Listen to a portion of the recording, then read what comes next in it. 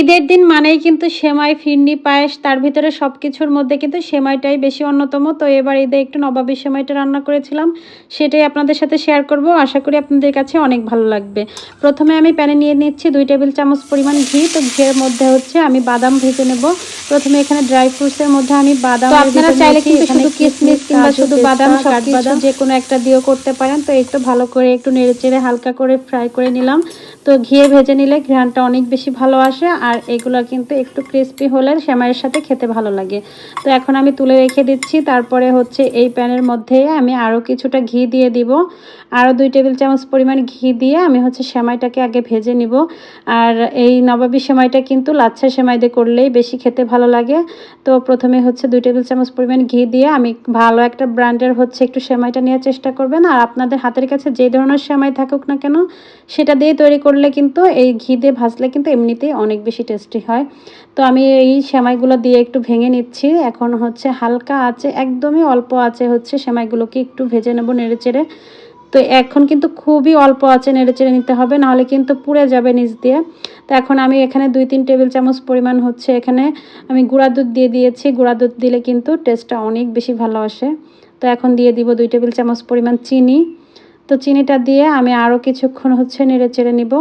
তো হালকা করে হচ্ছে আমি কিন্তু চুলার আঁচটা একদম লোতে করে হচ্ছে ভেজে নিচ্ছি।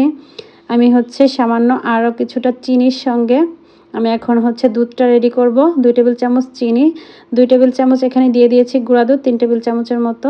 এখন এটাকে ভালো করে মিক্স করে দুধের ভিতরে দিয়ে দিব।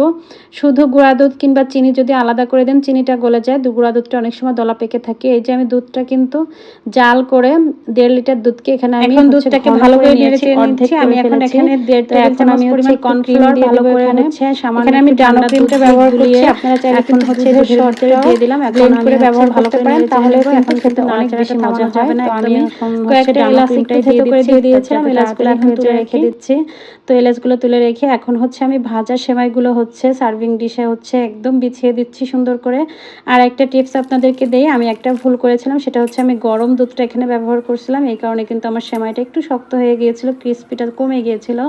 আপনারা একটু এই দুধের মিশ্রণটা হালকা একটু ঠান্ডা করে তারপরে ব্যবহার করবেন। এতে করে কিন্তু এই সেমাইয়ের কিন্তু ক্রিস্পিনেসটা বজায় থাকবে, খেতে অনেক বেশি ভালো লাগবে। তো আমার দুধটা হচ্ছে আর একটু যদি আমি ঘন করে নিতে পারতাম তাহলে বেশি সুন্দর হতো, ক্রিমটা বেশি মানে ক্রিমি হতো। তো এখানে হচ্ছে কর্নফ্লাওয়ারের পরিমাণটা যদি আরেক চামচ বাড়িয়ে দেন তাহলে কিন্তু একদম ঠিকঠাক হবে। তো এখন হচ্ছে উপর দিয়ে আমি লেয়ার করে হচ্ছে আরেকটু সেমাই দিয়ে দিলাম। আপনারা আপনাদের পছন্দ অনুযায়ী কিন্তু সাজিয়ে নেবেন।